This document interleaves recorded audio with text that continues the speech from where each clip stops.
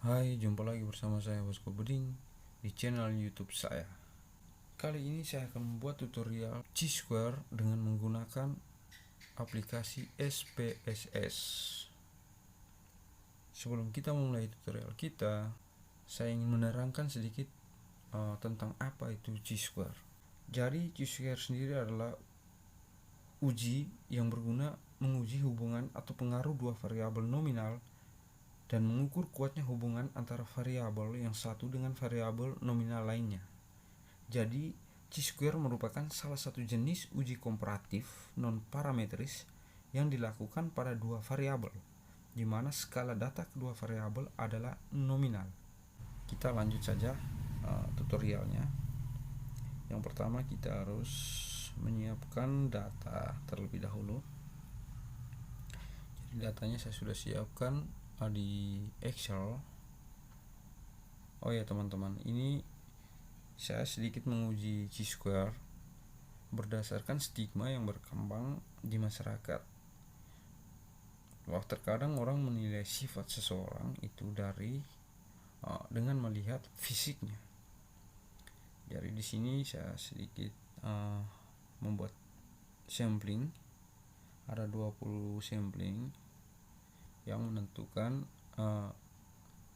sifat seseorang berdasarkan kategori fisik.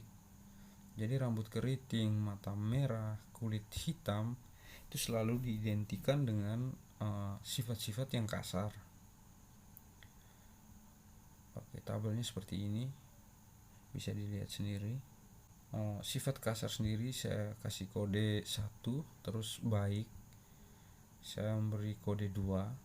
Untuk kategori fisik, rambut keriting saya memberi kode 1, mata merah saya memberi kode 2, dan kulit hitam saya memberi kode 3. Oke, data-data ini yang nanti kita pindahkan ke SPSS ya. Lanjut lagi kita membuka SPSS. Oke, kita mulai dengan name. Pada kolom name baris pertama kita mengisinya dengan sifat.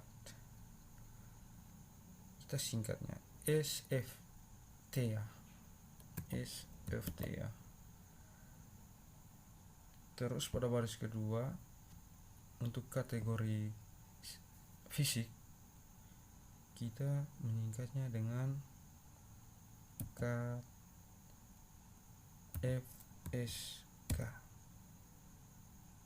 Terus kita beralih ke kolom label, kita menulis kepanjangan dari singkatan SFT. Untuk baris pertama kita menulis kepanjangan dari SFT, sifat ya. Terus untuk baris kedua kita menulis kepanjangan dari KFSK, kategori fisik.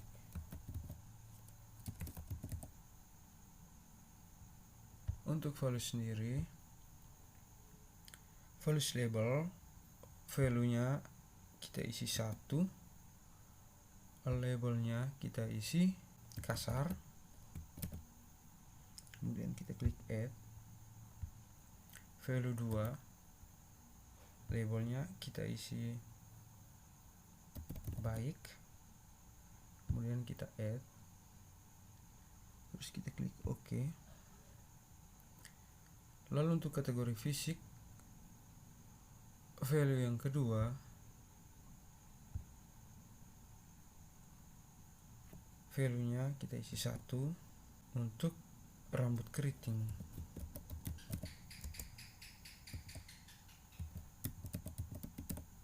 Terus kita klik add. 2 untuk mata merah, klik add. Yang ketiga kulit hitam,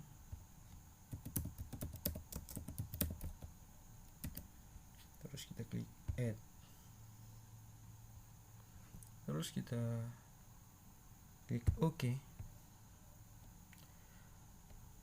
Kemudian kita beralih ke data view. Data view sudah tampilannya sudah seperti begini. untuk kolom pertama ini adalah sifat, dan kolom kedua adalah kategori fisik. Yang sekarang akan kita lakukan adalah memindahkan kode pada Excel, baik kode sifat maupun kode dari kategori fisik. Ya, kita pindahkan ya.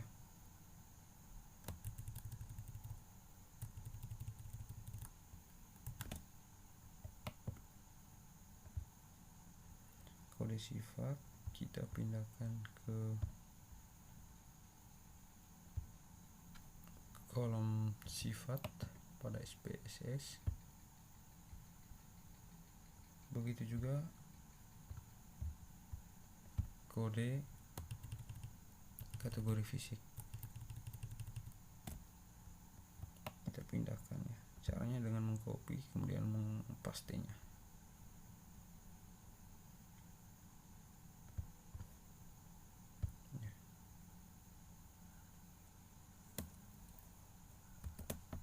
Setelah itu kita beralih ke menu Analyze pada data view. Kemudian kita memilih Descriptive Statistics. Kemudian pada Cross Tabs kita klik ya. Kemudian kita memanggil sifat atau SFT tadi ya. Kita memanggilnya ke row dengan cara mengklik sini oke. Begitu juga dengan kategori fisik, kita pindahkan ke kolom. Kemudian kita klik statistik, kita klik chi-square, kemudian klik continue, lalu kita klik OK. Nah, hasilnya seperti ini. Untuk sifat kategori fisik cross tabulation, kategori fisik untuk penilaian sifat kasar pada kolom rambut keriting bernilai 5, mata merah bernilai 4, kulit hitam bernilai 3, sehingga totalnya ada 12. Untuk sifat baik, kategori fisik rambut keriting berjumlah 1, mata merah berjumlah 2, kulit hitam berjumlah 4, totalnya adalah 17. Sehingga total keseluruhan sifat kategori fisik cross tabulation adalah 19. Nah, pada chi-square test, asymptotic significance adalah 0,313, yang berarti nilai tersebut tidak signifikan. Sekian dari saya, semoga dapat berguna untuk kita semua. Halo teman-teman, berjumpa kembali bersama saya Bosco Beding di channel saya. Oke, untuk tutorial kali ini saya akan membuat tutorial cara menentukan min, median, dan modus dengan menggunakan SPSS. Sebelumnya data kita siapkan terlebih dahulu di Microsoft Excel. Jadi ini data yang sudah saya siapkan. Ada kode siswa, terus nama mahasiswa, dan juga nilai mulok. Oke, baik, lanjut. Sekarang kita masuk ke SPSS. Tabelnya seperti ini, kita klik di variable view. Selanjutnya pada kolom name kita menulis atau kita memasukkan kode siswa, singkatan dari kode siswa, KS. Terus di bawahnya nilai mulok kita singkat dengan NM. Terus kita ke kolom type, numeric, kita centang di string, klik OK ya. Oke, untuk kolom label kita beri kepanjangan dari singkatan tersebut. KS itu kode siswa,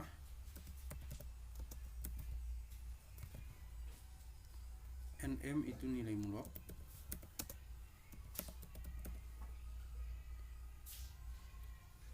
Terus pada align kita settingnya jadi center semua ya.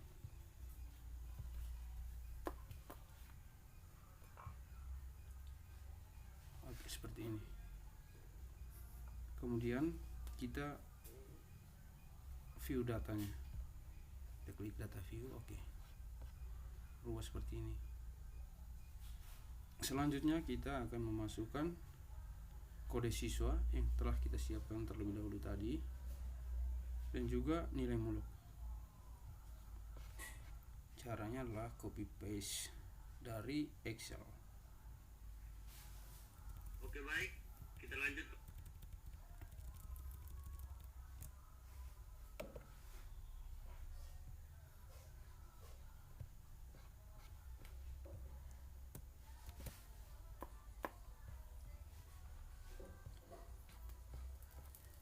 Jadi tidak susah ya kawan-kawan. Kita blok ya. Terus kita memindahkannya dengan cara copy kemudian paste.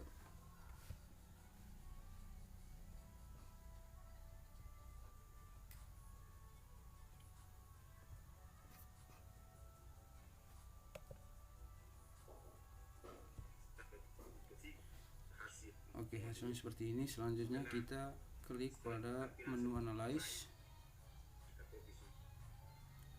terus descriptive statistik, terus klik frequencies, terus kita pindahkan nilai muluk ke variabel. Kita memanggilnya ke variabel. Terus kita klik statistik, terus kita mencentang pada central tendency, mean, median, mode dengan sum. Kita centang semuanya. Kemudian kita klik continue, lalu klik OK. Nah, hasilnya seperti ini. Frequencies untuk minnya adalah 82,47, medianya 82, modenya 76, zoomnya 1732, dengan nilai muluknya validnya 74, frekuensi 1%, 4,8, valid persen 4,8, kumulatif persen 4,8, 76, frekuensi 3%, 14,3, valid persen 14,3, kumulatif persen 19,0. Terus untuk valid 78, frekuensinya 3%, 14,3, valid persen 14,3, kumulatif persen 33,3. Dan untuk valid 80, frekuensinya 3, persennya 14,3, valid persennya 14,3 juga, kumulatif persennya 47,6. Terus untuk valid 82, frekuensinya 2, persennya 9,5, valid persennya 9,5, kumulatif persennya 57,1. Ya, dia datanya seperti ini ya, kawan-kawan bisa lihat sendiri. Oke, sekian tutorial saya untuk menentukan nilai dari min, median, dan modus. Sampai bertemu kembali. Salam, salve, namo buddhaya. Dadah. Halo, berjumpa lagi dengan saya Bosco Beding di channel saya. Oke, untuk tutorial kali ini kita akan mempelajari cara menentukan standar deviasi dengan menggunakan SPSS. Jadi saya masih menggunakan data yang sebelumnya saya gunakan untuk menentukan median, modus, dan min. Cara kerjanya itu sama, cuman ada sedikit perbedaan pada analyze yang ini. Terus frekuensi, dimana yang kita panggil adalah kedua-duanya, baik kode siswa maupun nilai muluk yang dipanggil ke kolom variabel. Sementara pada saat menentukan nilai min, median, dan modus yang dipanggil hanya nilai muluk ini ya. Oke. Jadi datanya masih sama seperti awal saat kita menentukan nilai min, median, dan modus.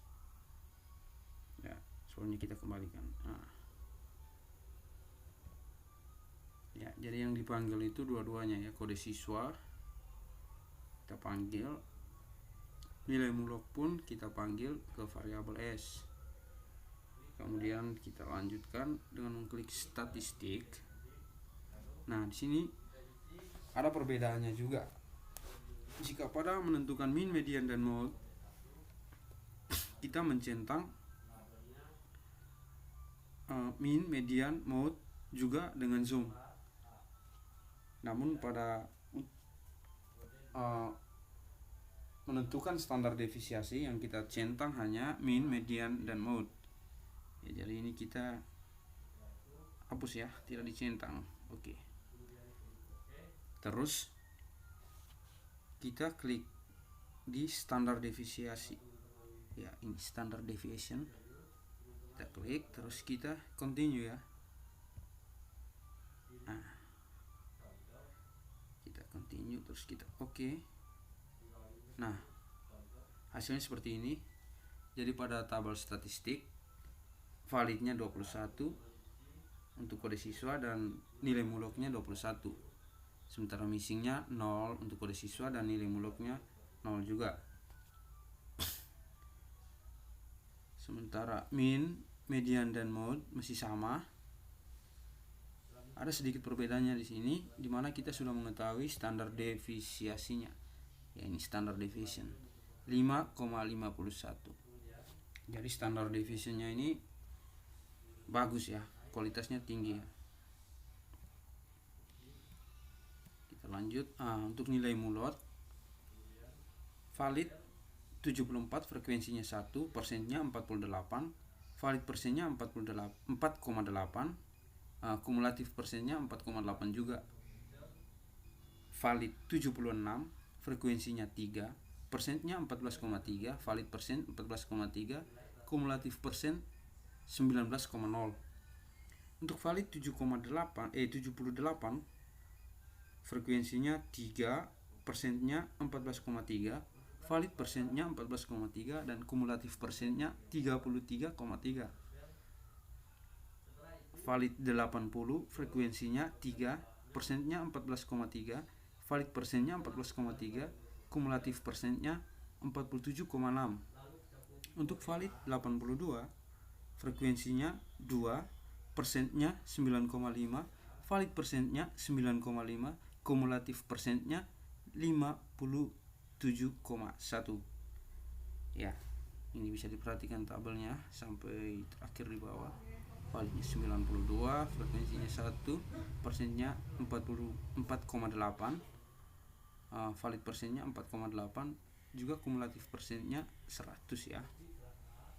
Oke, jadi itu tutorial singkat cara menentukan standar defisiasi dengan menggunakan SPSS. Sekian dan terima kasih, sampai berjumpa lagi. Salam salve, assalamualaikum.